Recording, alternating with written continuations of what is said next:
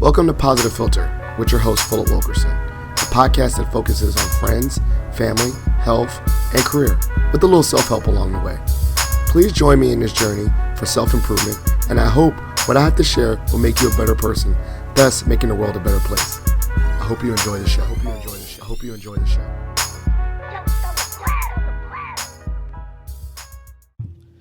Hello, Positive Philter listeners and listeners all over the world. It's Philip Wilkerson back with another episode of Positive Philter. I'm joined by a special guest because everyone is a special guest for taking their time to join me on the show. I'm joined by the good doctor, Dean Melissa Perry. And I had to make sure I put that in there, put respect on her name, because as I pursue my doctoral journey, I love putting the word doctor on everyone because I know how hard it is to earn that. So people could say, oh, don't just call me this. I'm like, no, if you're a doctor, I'm going to call you doctor whatever, because it's quite intensive and you earn that.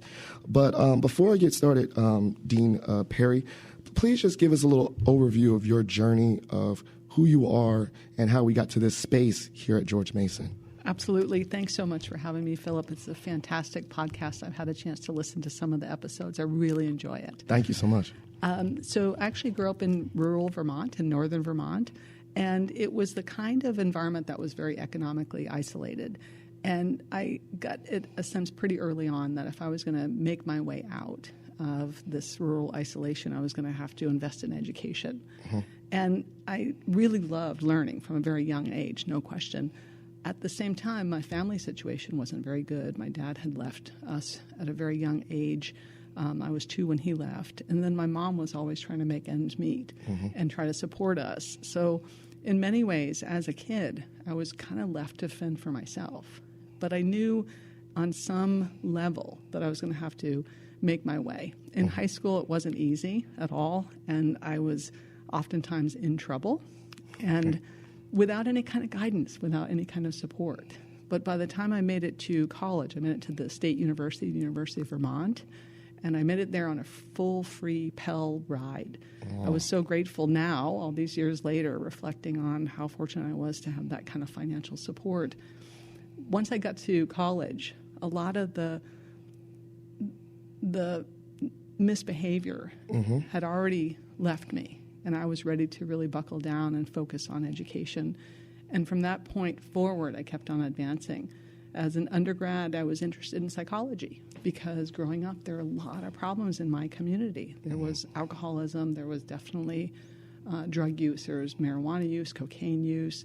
There was incest. I never thought about that as an issue until you thought about Vermont. I saw you're my first Vermontian. And so I'm learning a lot about, pockets of the United States that we're not very familiar with, like what kind of issues are there in rural areas. Rural areas, yes. Yeah. I'd say that those issues weren't unique to Vermont per se.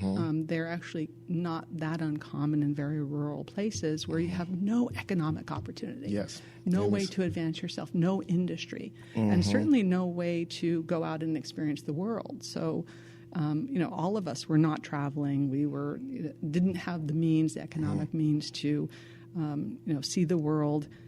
So many folks would come to Vermont to ski, but they're all coming from other states that were, far more affluent. Yes. So, downhill skiing wasn't an affluent sport. It wasn't something that I ever learned how to do. Yeah, I see that. And most of my fellow Vermonters didn't know how to ski either downhill. So in any case, I just knew that in order to change my circumstance, I was going to have to be serious about education.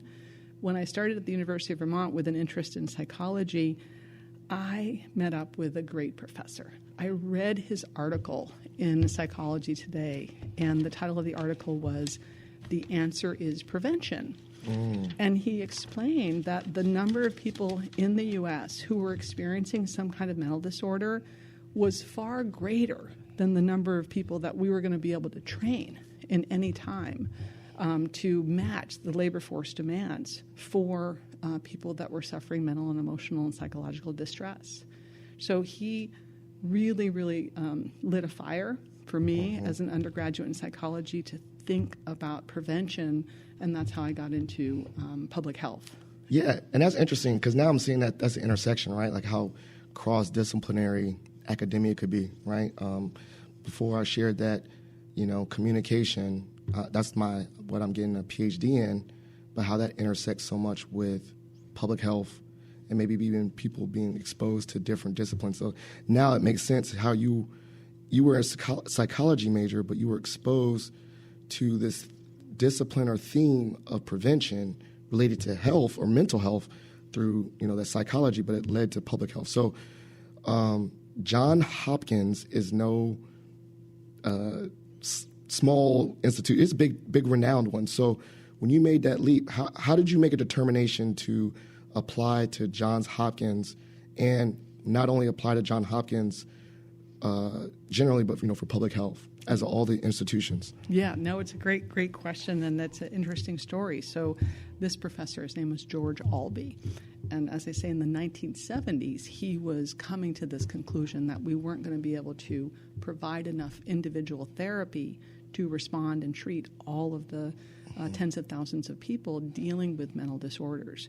And so he, whereas I thought I'd probably go into clinical psychology as a therapist, he would explain it in this way. And it's a quote that I've used many, many times with so many of my students and colleagues, and that is, no mass disorder afflicting humankind has ever been brought under control or eliminated from attempts at treating the individual.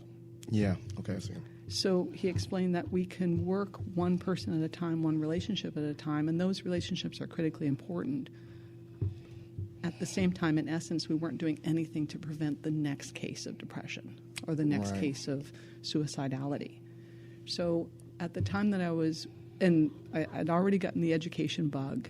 I knew I wanted to continue to learn and advance myself and my ability to contribute to the world. When I was applying to universities for graduate school for a master's degree, Johns Hopkins was the population-focused public health place to go. Yeah. And there was a department of mental health, mental hygiene at the time. Let's call it hygiene. Mental hygiene. All right. At that time. That was in the late 1980s. So it was the Department of Mental Hygiene. And so that department really had that population and prevention of psychopathology focus that I was really passionate about.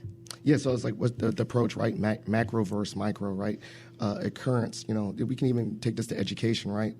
Sometimes, the teachers are in the classroom, one-on-one interventions, but if we do not change the system or the environment in which children learn, then it's kind of like just, you might get one off, but it's going to be a reoccurrence thing, right? And so I think it needs to be concurrent. I put a little picture, right? We still need individual intervention and individual support because everyone is different, but we also need to change the environment in which they live to either prevent the other next generation from experiencing the same things or also just, lessen the overall environment. So macro and micro need to work together.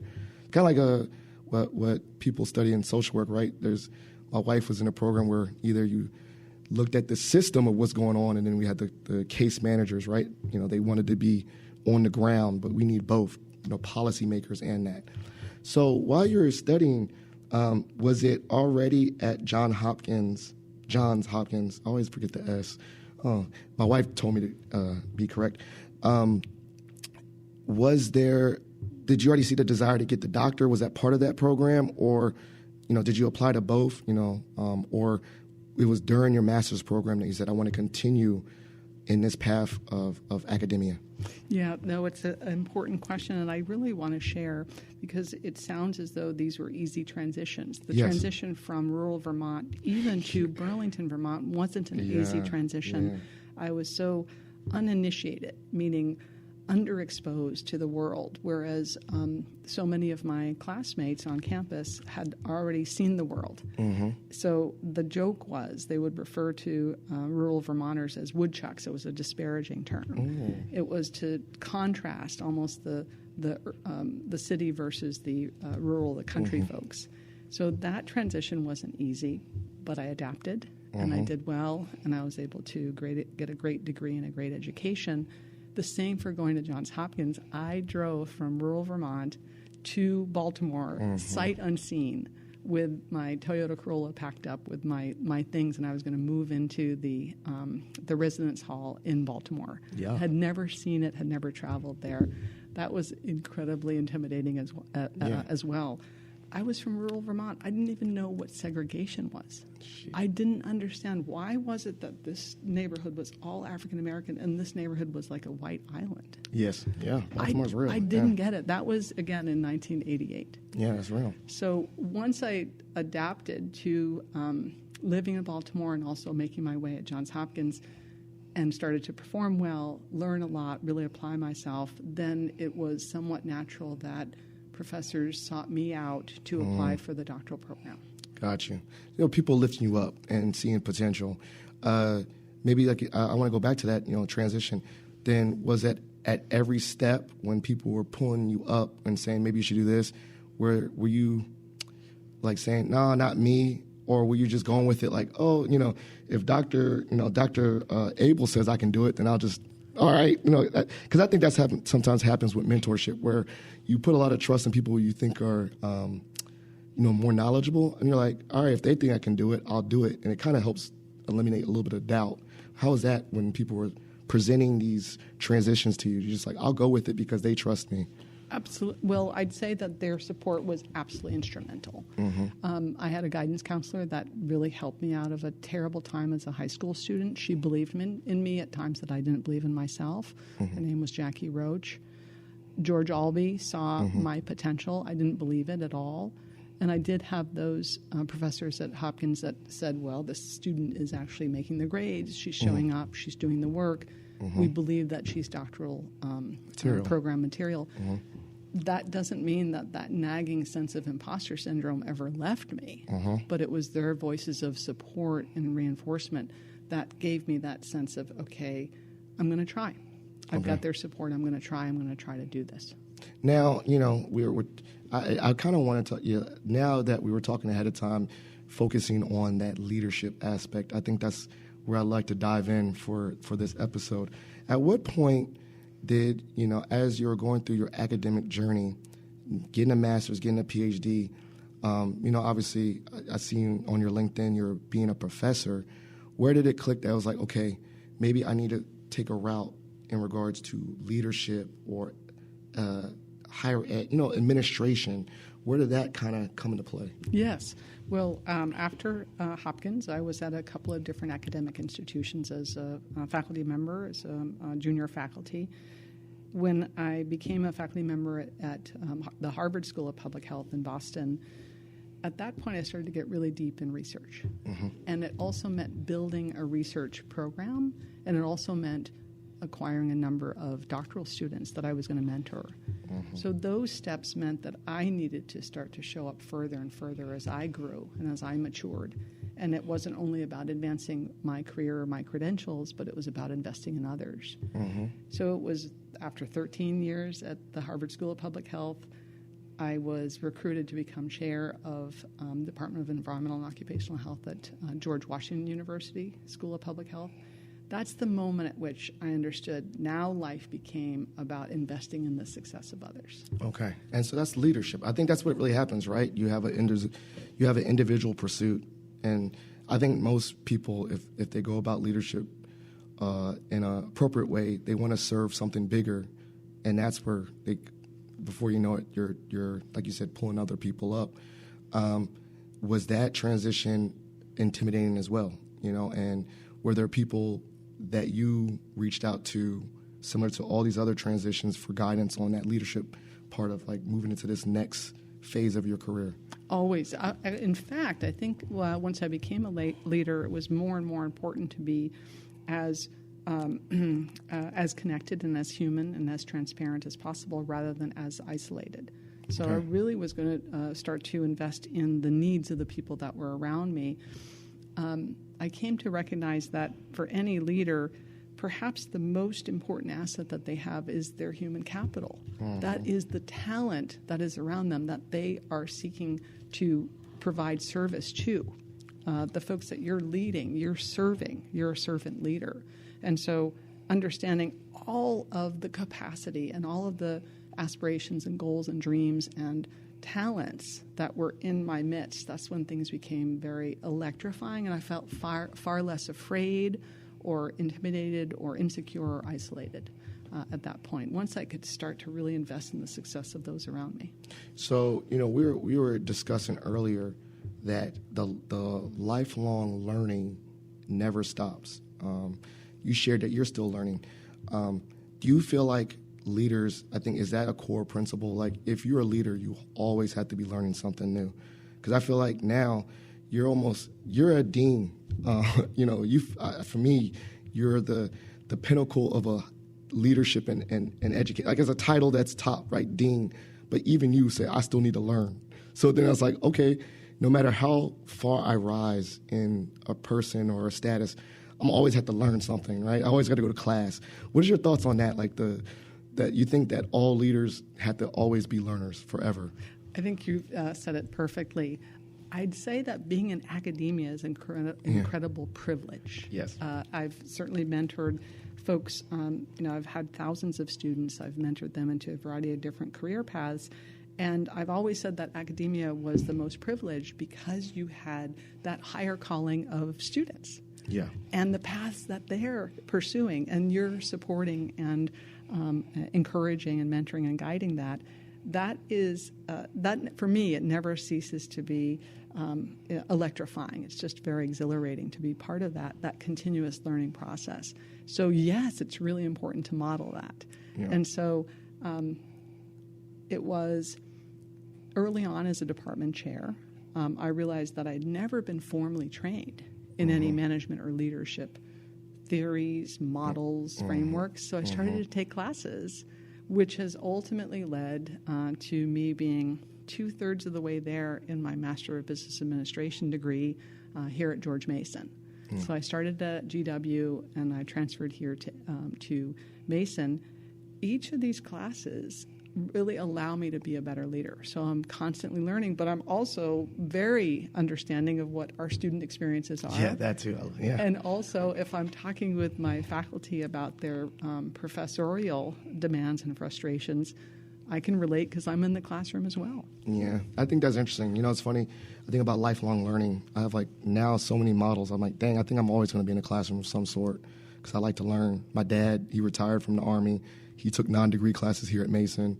My late father-in-law, when we lived together, I was actually dropping him off with his book bag, just taking classes here at Mason, just random ones too, like jazz or history. I have great uncles that up in Jamestown, New York, that just were always taking class at the local community college. So I feel like that lifelong learning thing, I think that always continues. That pursuit of learning and being better has to be incorporated into leadership. What are your thoughts on that? Is that like a must? I feel like we should make a policy, like if you're a leader, you still have to take at least one class or something. Absolutely. I think it's absolutely necessary. It wouldn't be interesting and you wouldn't be effective because what we know about leadership is constantly evolving. The expectations and the demands on, let's say, educational leaders right now, changing, during watershed moments of just the last 5 years, for example. So you're going to have to be as nimble as possible. You're going to have to be as thoughtful and constantly getting a sense of your organization, what their culture is, what their needs are, what their expectations are, who are the stakeholders, how engaged do they feel. And also what I've really learned is related to there's intentions, and then there's behaviors, and then there's impact. Yeah. And they are not the same thing by any means. You can have the absolute best of intentions as a leader, but if your behaviors don't align with those intentions, then ultimately you're not going to achieve the impact that you want to achieve. That's right. So always keeping that in mind, and then it is a continuous quality improvement kind of process where you really need to be open to feedback as to how you're doing. Yeah. Now, one thing, I think I remember specifically I met you first time face. Do you remember that? Yes, I remember. Yeah, we were walking across campus. Okay, cool. I was like, dang. I was dropping. Yes. I joke with my wife that I can my short term memory where I lost my keys, all that stuff is bad. But I can remember specifically, we were walking. I was with a student, Sean. I said I was so proud. I was like hyping him up. I was like, keep him here. He's going to medical school, and I was so not say taken back. I was so filled with gratitude that you were just so approachable. I said, welcome to Mason. I think I saw you on LinkedIn, and my name is Philip. I introduced myself. And I want to say that because that left a lasting impression on me that even someone at your level of leadership could be approachable.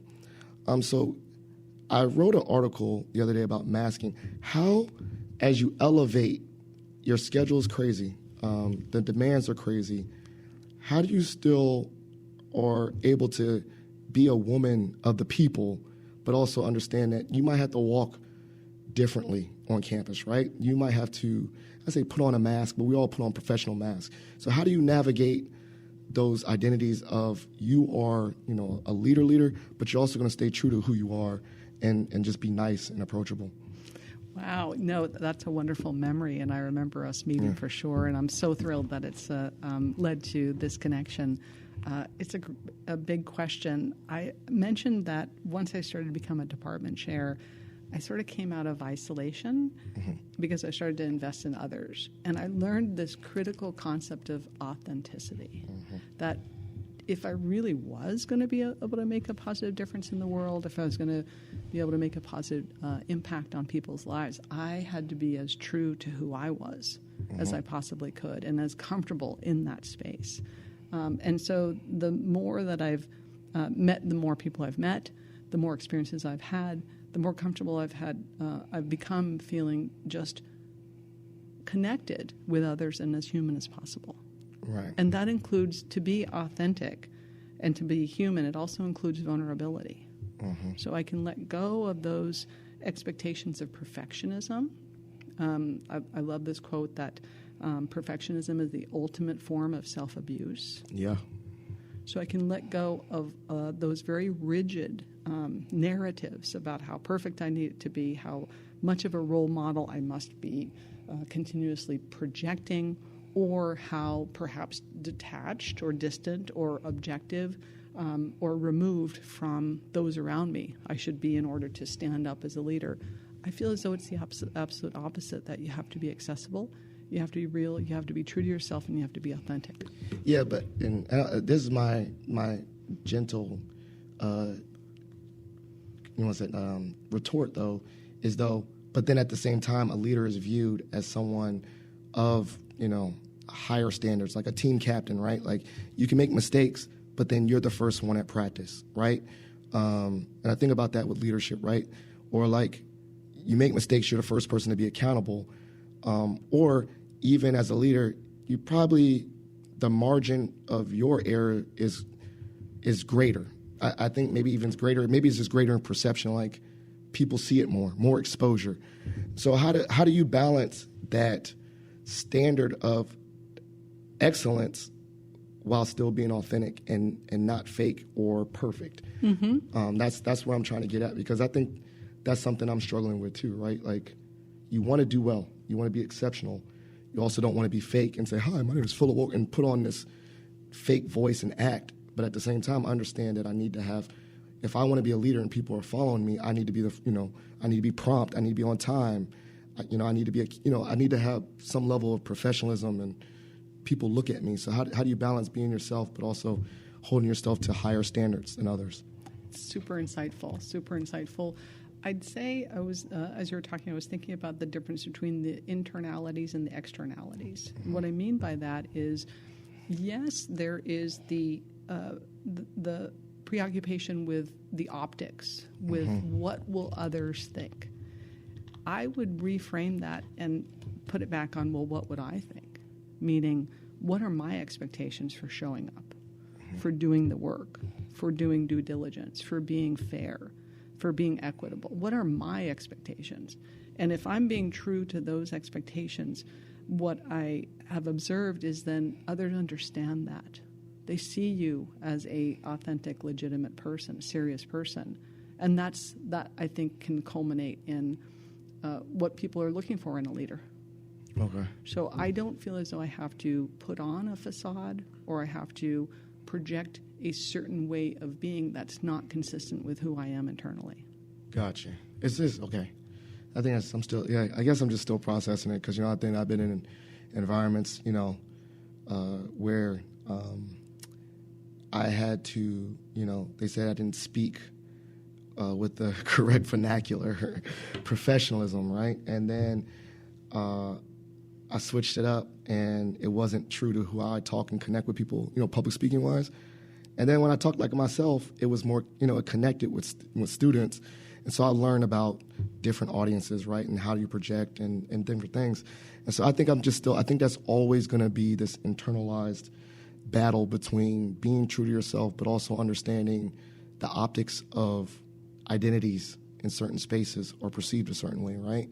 And so I don't know. I always ask leaders how they feel about that, because I think as I've navigated and I've had conversations at bigger tables, I've realized that a lot of leaders feel like that, but they still also have to, tighten up and be accountable, right? I don't know. Like, I will never show up to a board meeting not in a suit.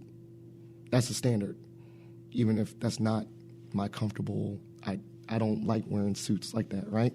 But I understand the environment requires that. So that's what I meant by that balance. Like, I understand the environment requires a certain type of persona. Is it being fake if I have to really kind of tighten up to be to that persona? Yeah, no, I think you describe it very, very perceptively. I think back to your example of showing up at the board meeting. So we have the need to flex our styles. So I'm not going to dress in the same way on Saturday morning at the breakfast table with the kids as the way I need to dress at the board meeting. Yes. At the same time, when I think about the folks in that boardroom, and if I see myself there, yeah, I'm going to expect that people are going to show up with professional dress. So that's bringing it back to, well, what are my standards? Yeah. What are my expectations? But that doesn't mean that we can't be flexible in terms of who we are, and there are different aspects of our lives. It just has to be somewhat congruent or consistent across the board. If my college sees me in my pajamas at home with the kids, this is my way of life, my personal way of life. That's me.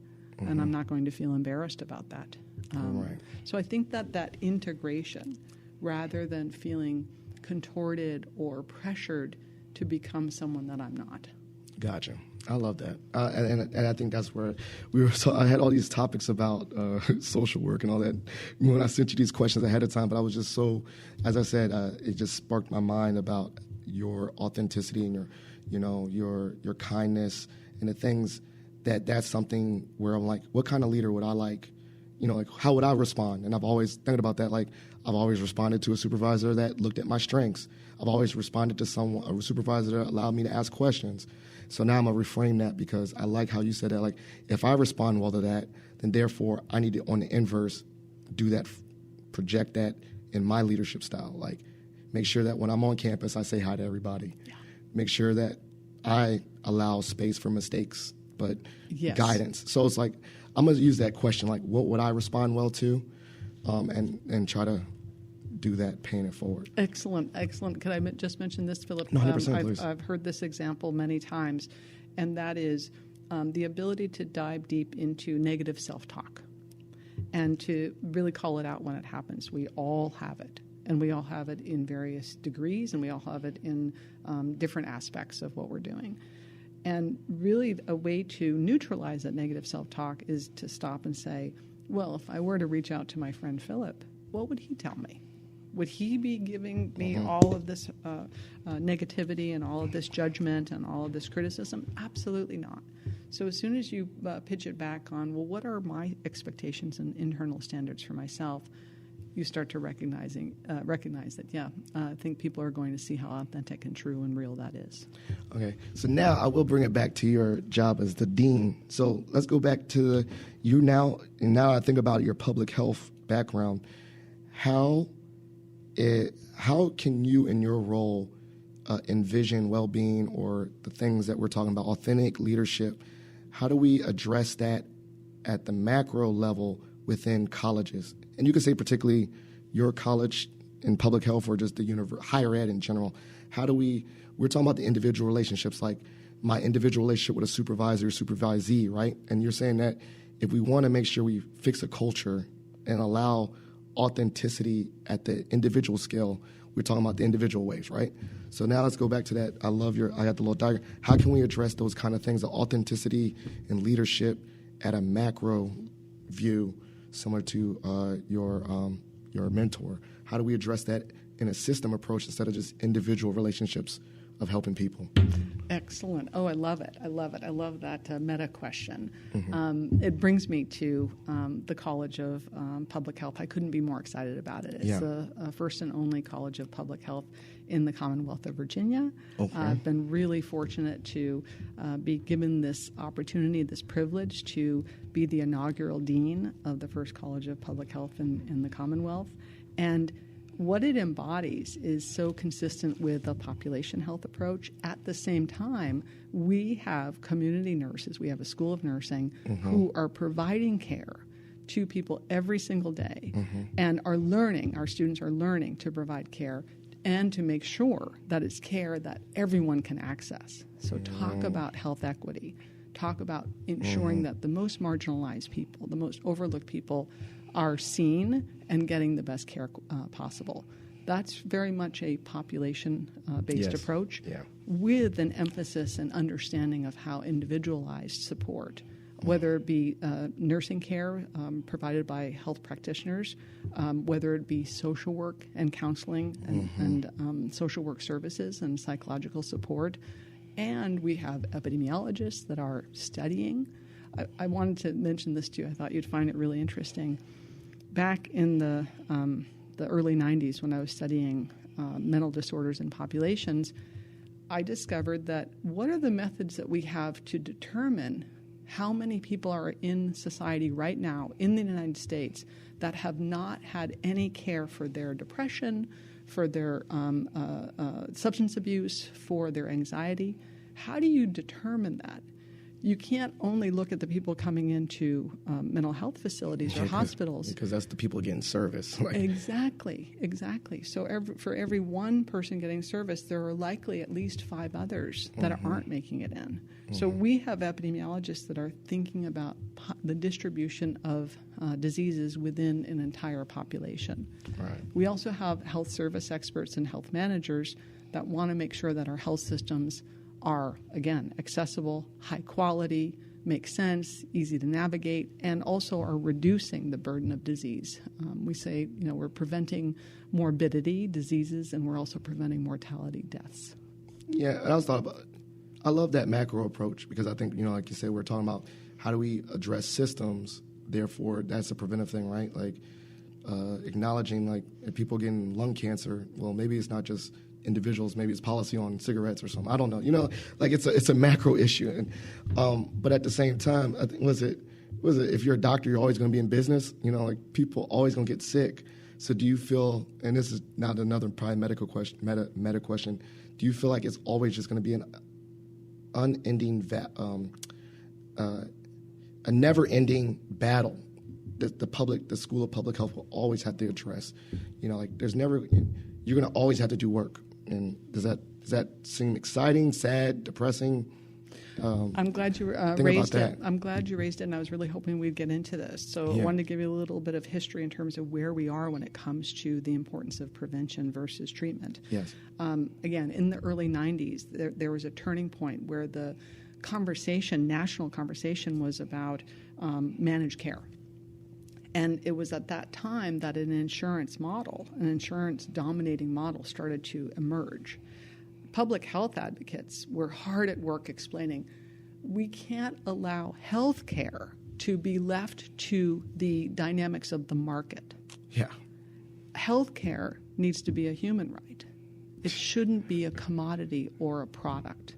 That's what we all were advocating for in the early 90s. We understood the pushback against the fear of single-payer and universal health care, or it was referred to disparagingly as socialized medicine. And some of the descriptions were, well, we can't be Canada because we're going to have to wait for our care. Well, I don't know if you have been in the medical system, have had any interactions with the medical system lately, but I would argue that the majority of us are discovering how incredibly complicated navigating that system has become. Yep. And so we have de-emphasized the importance on prevention, and we have overemphasized the lucrativeness of disease. Yeah. And I strongly believe that our College of Public Health can make huge inroads in turning the incentives back into population health and preventing disease rather than relying on it to make money. I'm only smiling because you and my father-in-law would have been really good friends and nerded out on this conversation, because I told you that was his lane in advocacy was about that, right? And so I'm just smiling because I'm like, dang, Jeff, you maybe tapped me on the shoulder to ask that last question. So it is underneath, and we got to, I guess, understanding that advocacy is a fight for generations after you, that this is going to morph, but as long as you are committed, it's going to get better, right? And you've shared generationally how it's gotten better. So that's an optimistic view. So let's end on that. I feel optimistic. Yeah, I feel optimistic. I feel as though George Mason is really ideally positioned to move in this space and to lead in this space and to truly deliver on health equity and to deliver on the critical value of prevention, especially given our configuration with public health, with nursing, and with social work, all combined in a truly intraprofessional approach. This is what defines us. This is what we're most passionate about. We really want to prevent people from getting sick or dying. I love it. Now, one thing I thought about too, and I have my love for my social work people. One, and I probably could have done some more research, is this, you saying unique as in first and only in Virginia, has social work been absorbed in other public health colleges around the country? Is that unique as well? Great question. Very few. Very few. Okay. So we are a unique model. I'd say there are just a few around the country that also have social work within their school or college of public health. Yeah. We see it as an incredible advantage, an incredible competitive edge, and especially because we understand the multiple social and psychological dimensions of health as well, rather than treating it as something different or not a health issue. It's very much integrated. Great example of that. So back to the number of people that aren't getting mental health care. Prior to COVID, the estimates were that perhaps 1 in 5 people would be experiencing some kind of mental disorder, depression, anxiety, substance abuse. After COVID, it became 1 in 3. Yeah, it's real. That's real. And that doesn't take a scientist to realize how stressful that was on communities, not just individuals, but communities. So, that makes sense. So does that mean that all of a sudden our genetic predispositions changed in such a limited amount of time? Of course not. It was societal factors, environmental and psychological and cognitive factors that were affecting our overall mental health. So there's powerful testimony to the critical importance of social work and psychology to influence overall health and well-being and prevention of disease. So I love it. So the integration of social work as a health, you explained it because, and I don't want to say mental hygiene, but mental health and the support of mental health is part of public health. Have you, in your circles around the country, have you heard social workers saying that don't make sense why we're in this program? Or have you more so like, wow, that makes sense. Maybe we envision more social work programs being absorbed and being in the bigger conversation with public health. I've only had positive feedback for sure. So perhaps the first question, because it was unprecedented, the first question is, well, what happens to the credential of social work? Are we still a standalone discipline? What happens to our accreditation? Once we've been able to truly navigate that there's no threat to the professional identity and the licensing of a social worker and what's required to complete a degree, as soon as we've affirmed that there's no threat to it, then there is only added benefit to be in that macrocosm of public health. And so our Department of Social Work has been very positive and very receptive, embracing what it means to interact with nurses, what it means to interact with epidemiologists, what it means to interact with nutrition scientists. Right. Because you have to think about the overall well-being of individuals, everywhere from their mental health to their nutritional health. To their infectious disease status. Well, I mean, honest, like technically it makes perfect sense because my wife, when she was doing case management for Fairfax County CSB, she was looking at all those things you said, right? Like looking at when she was doing play therapy with children, but she still had to look like, what kind of homes they're going back to, right? Like, what kind of food are they eating? Are they severely overweight, and not getting good sleep? So I think knowing, like, when she does a social emotional plan and types it up, right? She has to type all these different. Did they have any pre-existing conditions? So she wasn't a medical professional, but that's part of the social emotional plan. So she needed to know that holistic view as a social worker or therapist to be able to help that. So I already see that alignment there with medicine and, social work and case management.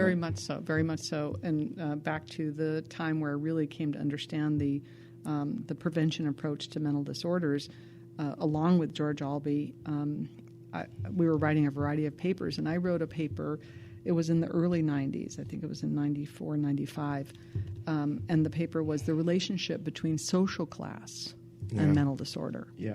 And I reviewed all of the prior studies back into the 1930s, primarily in the U.S., some in the U.K., to demonstrate, because there was a theory that, actually, people were genetically deficient, and therefore they were predisposed to mental disorders, and so that they drifted downward in social class.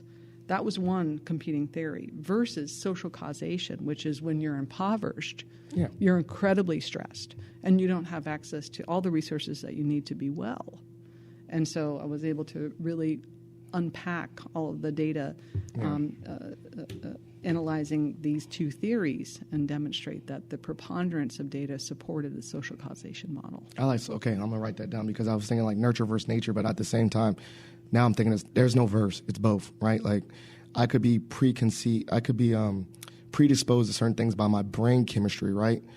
Be more amped to anxiety or depression. But like you said, living in poverty, that is actual, with economic trauma. If you can't, that's a traumatic experience to grow up through, right? I've heard of that, right? Poverty trauma, right? Like, even when people that grow up in poverty trauma do come across money, they still have this experience of holding on, like overstocked fridge, right? You think about that, right? They have too much food in their fridge and it goes bad because they had this deficiency mindset. So it's both. Yes. So I love that. That's just the way that you wrote it is a scientific, research-backed way to define a not a theoretical model, but more of like a thing I was talking about. So I loved it. I mean, we could go on and on. Like that's why I love the study. That's why I love learning. That's why I love cross-discipline conversations like this with public health people and communicate. Because it's where I kind of nerd out. But I want to respect your time. You're very busy, so I'm gonna surprise you. So this is the part of the show called Shot for Shot. You get to ask me any random question. I get to ask you any random question. You want to go first? I'll go first. Why don't you go first? So for the first time ever, I visited the New England area. I went to Cape Cod. I went to Maine, and I put my feet on the ground in Vermont for 2 seconds, checked it off. I say this to say that there's a different vibe. So what, in regards to your experiences, what has been the biggest difference have you noticed since, from the New England or Vermont rural area to the hustle and bustle of D.C.? Oh, the biggest difference I do tend to think of terms of economics, because as I mentioned, I grew up with nothing, right? Nothing. I remember I filled out the FAFSA in 1983, 84 when I was applying to the University of Vermont, and our annual household income at that time was $6,000. So I remember, just as you were saying, that mentality of scarcity. I remember it very well. So there just was no money and there was no economic opportunity, whereas there's tremendous affluence in D.C., tremendous affluence. And also there is such wealth in this larger DMV area. And there's also a concept of suburbs, for example, and suburban way of life. Yeah. None of that existed. Vermont is a state of about 600,000 people, which is actually smaller than just the small D.C. area. I mean, we got D.C. Fairfax County has 1 million people. So it's like, okay. Yes. So I think economic opportunity is the biggest difference. Maybe that, and I don't know if you know, but Vermont has outlawed any billboards. Because So where are you you'll- going to hang them? There's freeways? I don't know. So, okay, that's my second question. Do you ever catch yourself doing the old, like, y'all spoiled kids, to your own kids? You don't know what I had when I was growing up. I do that all the time now. So do you have to catch yourself? Because I do that all the time. Like, we do it all you the time. You don't know what. We didn't even have billboards, We do it all the time. Absolutely. There's a hysterical skit on Saturday Night Live a long time ago, a grumpy old man, and he would say, it was Dana Carvey, and he would say, in my day, we didn't have toys, we played with rocks, and we liked it. Yeah. So yes, I do that. I have to confess that I do that. And my husband came from very small beginnings as well, so the two of us kind of pile on. Okay, there you go. Keep them humble. That's Exactly. I had to work on that too. Exactly. Right. So I want to ask you, Philip, did you ever aspire to be a football player? No. I mean, so I do look a little heavier now. When I was a kid, I was 150 soaking wet. I liked football. And this is a roundabout way because my father, right? So always going back to my parents, my lineage. My dad was the first class to integrate Hampton High School and played football at Hampton High School. And it's kind of like the Remember the Titans of the Tidewater, where they took a white school and black school, put it together, and they went all the way to states. So if you ever go to Annandale High School and you see like Annandale State Championship 1967 or 68, that's the year my dad went there and they lost, right? They lost to Annandale. And because of that, playing football, my father was also one of the first black students to go to VMI, the first year they integrated. So I grew up looking at my dad's like, wow, he played football, played college football. And so I knew athletics was always something I wanted to do, but I wasn't that good at football. I was good at track. So I always aspired to at least be athletic. And so I did make, college track and I do powerlifting, but it was never football. It was just something of athleticism. Being an athlete was something that I wanted to always just be athletic. And additionally to that, my father lost his father very early in life, due to heart disease, whatever. But when he married my mom, he got kind of like adopted, like a second father was my mom's uncle, like an uncle in the DMV area. That uncle had season tickets to the Redskins or Commanders. So he brought my dad, and that was their way of bonding. And then my dad bought season tickets. So growing up, I always went to Commanders games. So football was important now. So I would say, I had aspirations. I always liked the game of football. I like to be around it. I don't know if I want my son to play it because of concussions, but he loves it now too. But athleticism or pushing yourself physically, which I want to get back to now, was always something that was in our family, for sure, me and my dad. I asked because before we got on air, you were talking about a friend who went on to college football. Then my son, I'm just contending with it now, as a public health person who studied injuries and how to prevent them. When he started to lobby his dad and me about playing football, we're like, no. And it took him a year. It took him a year of wearing us down. And what he finally said, that was the clincher, he said, but Mom, you always taught us to try new things. Yeah, well, that's funny. It's very timely. This is the 11-year-old? This is the 16-year-old. 16-year-old, okay. So it's very timely. This conversation about football is my 7-year-old has been playing football at recess, and he really loves it. And we, like I said, that thing of watching it with my dad. Now we watch football. I took him to his first Commanders game this weekend, and he literally is doing the same thing, lobbying for contact. And I'm like, you can play flag, get your skills up. There's no need. But he's always like, now last night, this is kind of funny. Last night he's like, all right, I'm ready to go work out. And so he wanted to make him do workouts. And like he's I don't want to discourage that. He's really like interested in taking initiative. But I'm like, chill. Like, I'm joking with my friends. Like, I swear I'm not pushing this sport on him at all. No. I literally have not encouraged this. Like, and nor did we. We didn't push it at all. And I talked to that same person, my friend, he played D1 football at Boston College. tore his Achilles, had injuries. And he's like, I don't want my son to play. He's saying that. He's like, keep him in soccer. And so we had that whole conversation. So this is very timely. So keep me reported on your 16-year-old. I'll keep you updated. Keep me reported on that. And I'll keep, he's starting flag football. That's all we got right now. So we will stay engaged. Well, this has been a great episode. This has been a blessing to have you on here. As I normally do, this is part of the show called Shout Outs and Plugs. So shout out means you can show love to anyone you want to show love to. And then plugs, these are things that you would want the listeners just to be aware of, whether the resources here at Mason that you want me to put. I put these plugs, links in the show notes. So the stage is set, shout outs and plugs. Excellent shout out. So I really want to shout out to all the members of our college. They are showing up, our faculty, our staff, our students. They're showing up in major ways. They really care about this place, and that's what makes it such a great place to work and to be a part of, and makes me so optimistic about the future. And then the plug is, if you all could follow us on our LinkedIn page, our college, George Mason College of Public Health, it would mean the world to us. We're posting as much as we can, all relevant to many of the topics we've been talking about, relevant to public health activities, relevant to nursing, to social work, to the things that our students are doing. They're doing incredible stuff. I know you would love it. So I'd love for your listeners to connect with us on LinkedIn, George Mason College of Public Health. Yeah, I definitely put that on shows. I do follow it too. Shout out to Kevin. He got me sucked into the public health world. Also, I'm going to do a little shout out too. You have 2 outstanding faculty members. I don't know. I'm assuming they're good faculty, but they're great people. Jenna Kroll and Anna Pollack. Amazing people. I know them Amazing personally, people. and so I was like, this is cool, man. If they wanted to snatch me up, maybe I would have got a doctorate here. But, it's neither here nor there.